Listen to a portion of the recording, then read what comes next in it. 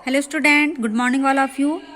आज हमारा third chapter चलने जा रहा है ना, व्यावहारिक, जिसका नाम है व्यावहारिक लेखन, है ना। कि यानी जो हमने पढ़े थे पत्र में कि एक औपचारिक पत्र होता है और एक अनौपचारिक, है ना। तो हमने औपचारिक पत्र आपको बता दिया कल और अनौपचारिक भी बताया था। अब हम व्यावहारिक लेखन, है ना, ये व्यवहार में जो लेखन किए जाते हैं उसके बारे में आपको बताएंगे। तो इसके अंतर्गत हम आज आपको रिपोर्ट लेखन या जिसको बोलते हैं प्रतिवेदन, आपको ये सब समझना जरूरी है। जैसे हम क्वेश्चन दे सकते हैं, पेपर में क्वेश्चन आ सकता है कि रिपोर्ट लेखन को और क्या कहा जाता है, तो हमको पता होना चाहिए कि रिपोर्ट लेखन को प्रतिवेदन भी कहा जाता है। अब देखिए, हिंदी में प्रयुक्त किया जाने वाला रिपोर्ट शब्द विदेशी शब्दों की श्रेणी में आता है, जिसे अंग्रेजी भाषा से लिया गया है। रिपोर्ट शब्द का अर्थ है घटना की ठीक सूचना देने या संवाद भेजने के कार्य को रिपोर्टिंग कहा जाता है। यह एक प्रकार का लिखित विवरण होता है जिसमें किसी संस्था, सभा, दल, विभाग या विशेष आयोजन की तथ्यात्मक जानकारी दी जाती है। इसका उद्देश्य संबंधित व्यक्तियों को विभिन्न घटनाओं या गतिविधियों से संबंधित कार्य, परिणाम, जांच या प्रगति आदि की सही एवं समग्र जानकारी देना होता है। अब सबसे पहले जानिए कि हमने 10th क्लास में आपको गद्य विधाएं पढ़ाई थी, है ना। तो गद्य विधाओं में प्रमुख विधाएं और गौण विधा पढ़े थे हमने। तो प्रमुख के अंतर्गत क्या क्या आया था?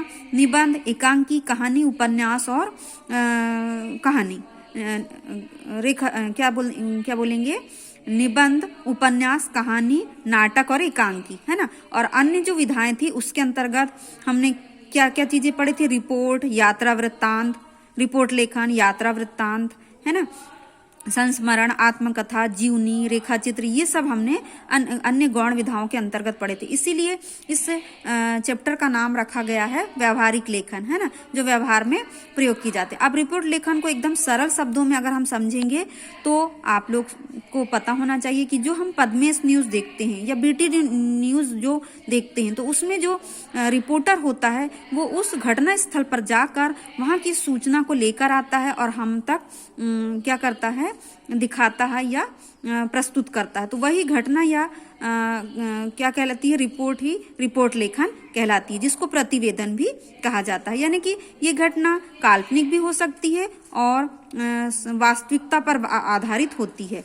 तो कभी कभी जो रिपोर्टर है वो वास्तविक घटना भी बताता है और कभी कभी वो उसको थोड़ा आगे बढ़ा चढ़ा कर भी बताता है। तो ये आप लोग समझ गए होंगे कि ये रिपोर्ट लेखन किस प्रकार का होता है। अब देखिए, रिपोर्ट लेखन कई प्रकार की होती है, लेकिन सुविधा की दृष्टि से हम इन्हें मुख्यतः निम्न श्रेणियों में विभाजित कर सकते हैं। जैसे सभा, गोष्ठी या किसी सम्मेलन से संबंधित रिपोर्ट, है ना, व्यावसायिक प्रगति या स्थिति से संबंधित रिपोर्ट।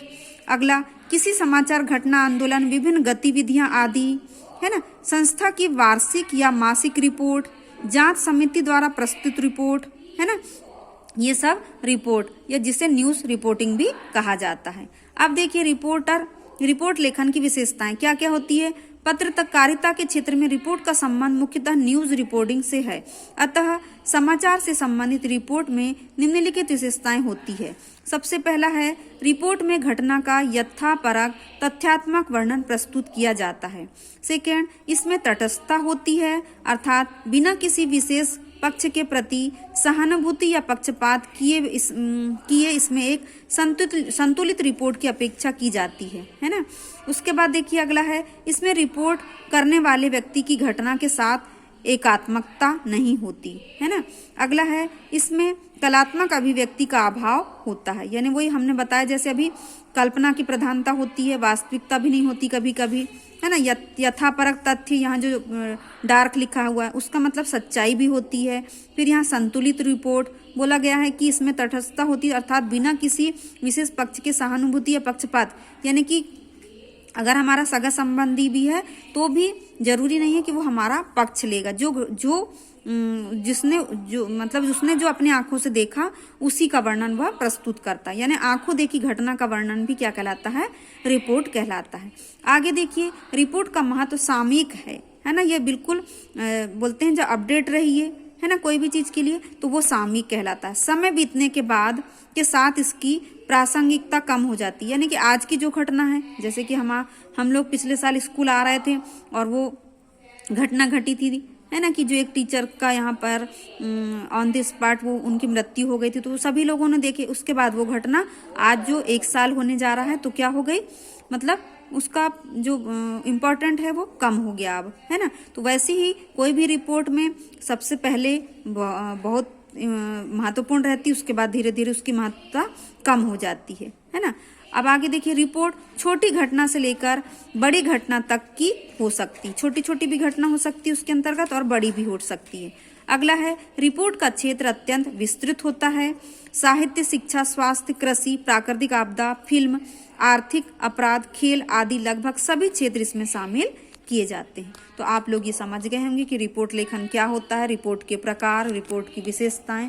अब ये देखिए, इधर एक रिपोर्ट के तत्व है ना। रिपोर्ट के तत्व में क्या बताया गया है कि किसी घटना की तथ्यात्मक प्रस्तुति के बावजूद इसके लेखन में अनेक महत्वपूर्ण तत्व होते हैं, जिनमें निम्न उल्लेखनीय है। पहला है तथ्यपरकता, मतलब सच्चाई। जब तक रिपोर्टर विभिन्न तथ्यों को पाठकों या दर्शकों को समक्ष प्रस्तुत नहीं करता, तब तक वह रिपोर्ट लेखन नहीं, आंकड़ों या तथ्यों पर आधारित होती है। सेकंड है प्रत्यक्ष अनुभव, यानी अपनी आंखों से देखा वर्णन।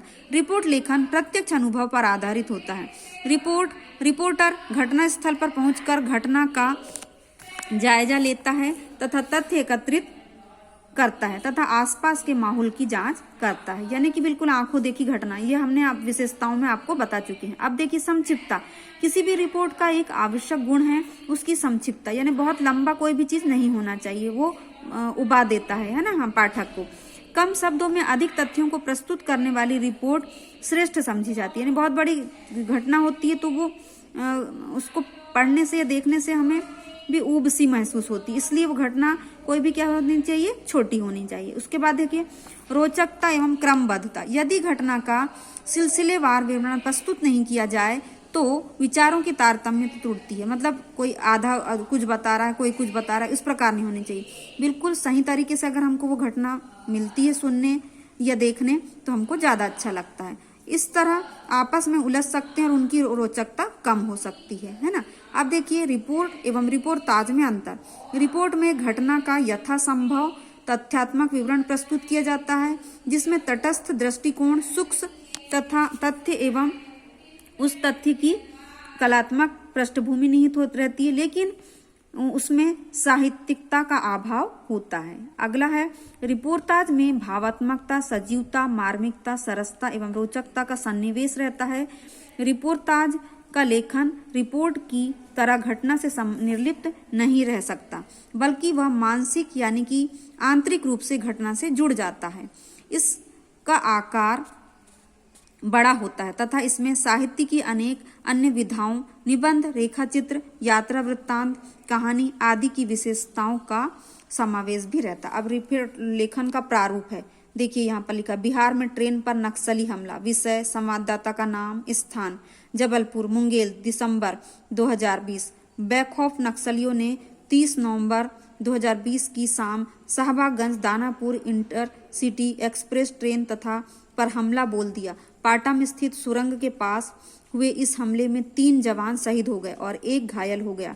हमले के दौरान नक्सली जीआरपी के जवानों के असलहे भी लूट ले गए। घटना शाम लगभग 6:30 बजे की है। सूचना मिलने पर रेलवे और सिविल पुलिस के तमाम अधिकारी मौके पर पहुंच गए और जमालपुर में जवानों के शव उतारकर उनकी शिनाख्त कराई जा रही है। प्रत्यक्षदर्शियों के अनुसार हमला उस समय हुआ जब भागलपुर से पटना जा रही 3235 अब ट्रेन पाटा में स्थित सुरंग में प्रवेश कर रही थी। सामान्यतः सुरंग में प्रवेश के दौरान ट्रेन की गति धीमी कर दी जाती है। यह ट्रेन भी जैसे ही धीमी हुई, अचानक पहाड़ियों से नक्सलियों ने अंधाधुंध फायरिंग शुरू कर दी। गोलियां ट्रेन की अंतिम बोगी पर चलाई गई थी। यह बोगी विकलांगों और महिलाओं के लिए थी। इसमें कुछ सामान्य यात्री भी थे और पुलिस के 5 जवान भी थे। इस दौरान बोगी के लोग सीटों के नीचे दुबक गए। ट्रेन रुकने पर उच्च अधिकारियों को घटना की सूचना दी गई। हिंदुस्तान 1 दिसंबर 2020 के अंक साभार। ये विषय का विस्तार है। तो इस प्रकार से आपको 2 क्वेश्चन आ सकते हैं। व्याकरण आपने बोला था कि व्याकरण इस बार मैडम नहीं पढ़ा रहे हैं, तो व्याकरण देखिए अब आपकी चालू हुई है, जिसमें हमने आपठित गद्यांश आपको पढ़ाए, फिर तो पत्र लेखन क्या होता है, उसके बाद निबंध लेखन क्या होता है, इस प्रकार से हम आपको बता देंगे। आपको जैसे संधि समास ये सब इस बार आपके कोर्स में नहीं है ना, तो इसको ही आपको अच्छे से पढ़ना है। इसमें से कई क्वेश्चन आ सकते हैं, जैसे रिपोर्ट की परिभाषा, कौन कौन से प्रकार हैं, विशेषताएं कौन कौन सी है ना, इसके तत्व क्या हैं, रिपोर्ट और रिपोर्टाज में अंतर, फिर इसका प्रारूप बताइए। तो एक क्वेश्चन आपका परिभाषा विशेषताएं से संबंधित होगा और उसी में अथवा क्वेश्चन होगा कि रिपोर्ट लेखन का प्रारूप बनाइए। तो अगर जिससे बनाते आता है तो उसको बनाना भी है ना। तो अब इसकी हम फोटो आपको सेंड कर देंगे, आपको उसे कॉपी में नोट करना है और उसके बाद उसकी तैयारी करना है ना। और आपको कॉपी भी चेक कराना है, आप लोग उसे लिख के हमें सेंड करेंगे और उसको तैयार भी करेंगे, मतलब लर्न करेंगे। तो आज की कक्षा बच्चों हम यहीं समाप्त कर रहे हैं। आज के लिए इतना काफ़ी है, आगे जो भी होगा वो हम नेक्स्ट वीडियो में आपको सेंड करेंगे। तो धन्यवाद बच्चों, यहीं कक्षा हम समाप्त कर रहे हैं।